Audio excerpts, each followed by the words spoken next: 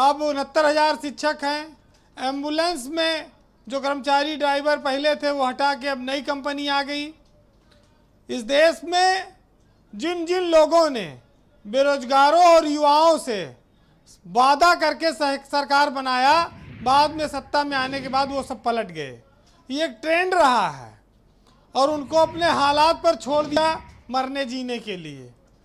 अब चुनाव का वक्त आ रहा है, आंदोलन तो तेज होगा ही, लेकिन कितनी लाठी डंडा खाकर आदमी को कितना परिश्रम करने के बाद लोग नौकरी की ओर बढ़ते हैं और निराशा हाथ लगती है।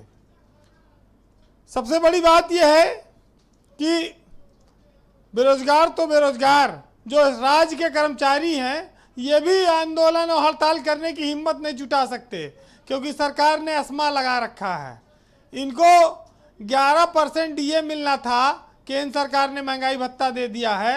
यूपी में नहीं मिला, तब भी इनकी हिम्मत नहीं पड़ी संगठनों की, कर्मचारियों की, कि वो इसका विरोध कर सकें। तो जो सेवा में हैं वो खुद दबे कुचले हैं, वो चुपचाप हैं, डरे हैं।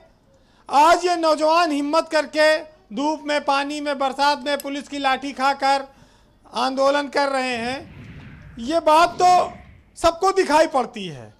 लेकिन आपने कभी अतीत में सुना होगा कि कोई बहुत बड़ा लीडर था जो खुद पैदल चलकर धरना स्थल पर चला जाता था, कोई मिनिस्टर था और वहां उनकी समस्या सुनता था, उनको अपने कार्यालय में बुलाने के बजाय। ऐसे उदाहरण अब अतीत में ही कहीं दफन होंगे, याद कम आते हैं।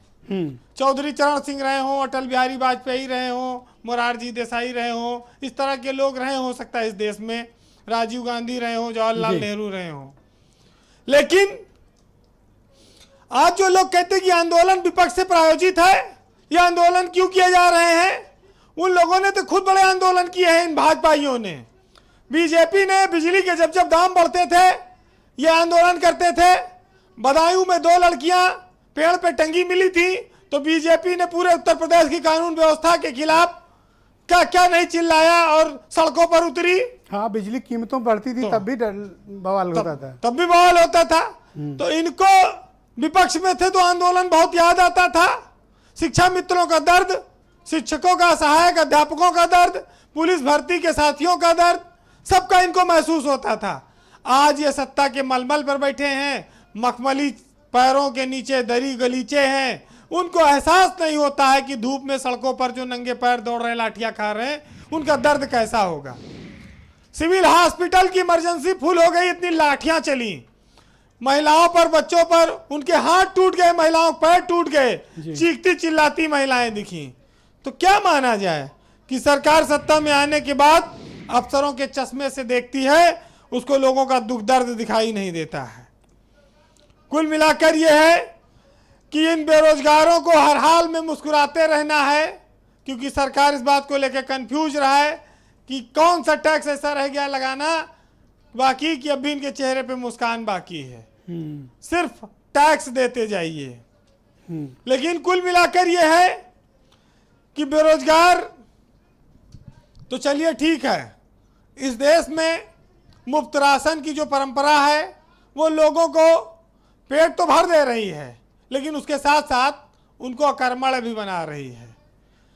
जो लोग रोजगार पर, शिक्षा पर, स्वास्थ्य पर, जरूरी चीजों पर बात ना कर सकेंगे थोड़े से सुविधाओं के लिए, वो आगे चलकर बड़ा पछताएंगे। हम लोगों के लिए बड़ी समस्या ये है कि जो दल सत्ता में होता है ना तो उसको बदलता हुआ मौसम दिखाई देता है, ना तो उसको बदलते हुए रिश्ते दिखाई देते हैं, ना उसको बदलते हुए लोग दिखते हैं। लेकिन जो लोग विपक्ष में हैं या दूर बैठे हैं वो कुछ चीजें महसूस जरूर करते हैं।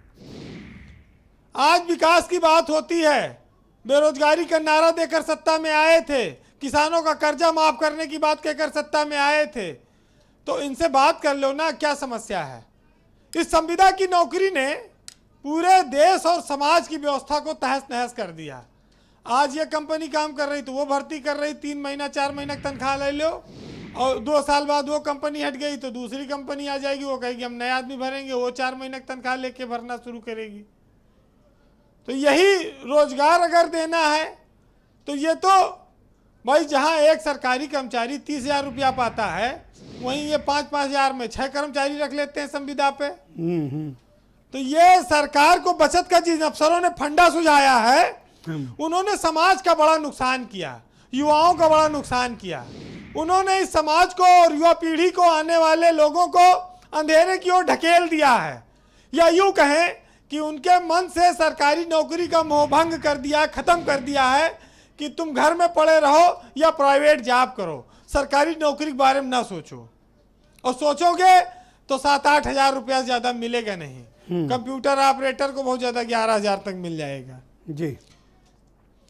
महत्वपूर्ण बात यह, ब्रजेश जी, चुनाव आ रहा है, ये वोट मांगेंगे, गरीबी की बड़ी दुहाई देंगे, लेकिन जीत जाने के बाद ये सारे वादे अपने भूल जाते हैं। इनको लोगों का दुख दर्द दिखाई नहीं देता। नहीं देता जी। ये बड़ी आश्चर्य की बात है। बहरहाल बेरोजगारों का कोई जुर्म नहीं है, ना वो अपराधी हैं, डकैत हैं, तस्कर हैं, ना वो क्रिमिनल हैं, ना कोई गलत काम करते हैं। सरकार से परीक्षा देने के बाद अपना रिजल्ट, अपनी नौकरी मांग रहे हैं।